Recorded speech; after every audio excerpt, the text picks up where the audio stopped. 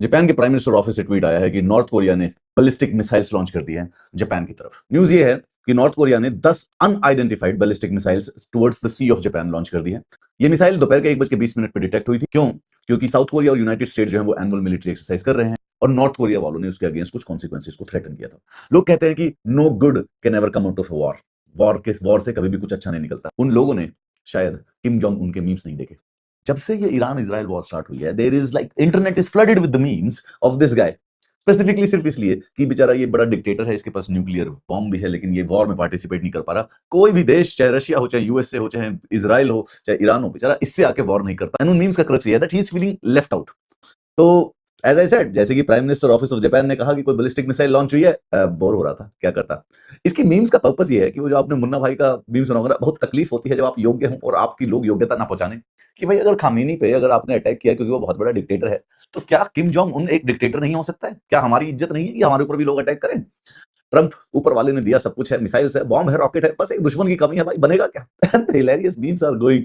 इसके पास, बेचारे के पास सारे के सारे बड़े बड़े बम हैं, लेकिन कोई इससे लड़ाई करना नहीं चाहता, कोई इससे वॉर करना नहीं चाहता। अब वो पुराने वाला नॉस्टैल्जिया, अब जब बॉल खरीदने के पैसे हैं पर साथ खेलने के लिए कोई दोस्त नहीं बचा है।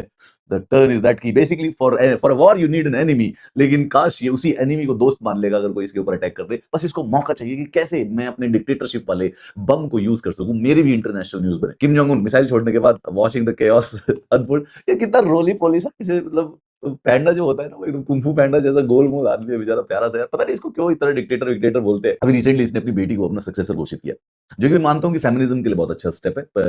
21वीं सदी की पहली फीमेल डिक्टेटर अगर कोई दे तो मतलब कुछ नहीं तो एटलीस्ट फेमिनिज्म में ये काफी बड़ा स्टेप माना जाएगा।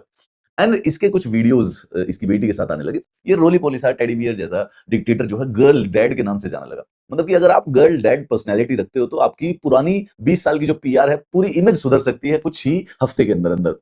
4 दिन हो गए सर, एक मिसाइल नहीं आया हमारे एरिया में। जब तक बोलूं चेक करता रहे, कोई खेलने नहीं आ रहा यार बेचारे से। Is feeling left out. King Jong बेचारा खुशी से हो गया कि एक मिसाइल बस नॉर्थ कोरिया में गलती से गिर जाए तो मैं बताऊं सबको, बड़ा इसने मौका ढूंढ लिया है। देखो, लॉन्च वन मिसाइल, खुद को लॉन्च कर दे और इजराइल को ब्लेम कर दे, बस मुझे मौका दे दे, एक बार न्यूक्लियर बम प्रयोग कर लेगा। एक बार चेक करना, किसी ने ये तो नहीं बोला कि मैं छुटका है। And this one is the best one gentleman. उन कंट्रीज को देखो जहां पे मेरे मीम सबसे ज्यादा बन रहे हैं, हम उसके ऊपर अटैक कर देंगे। I am pretty sure about it. I think India में इसके मीम सबसे ज्यादा बनाए जाओ। ये कितना ऐसे देखो, पूरा पूरा स्क्वायर है और देखो इसके हाथ कितने छोटे छोटे से।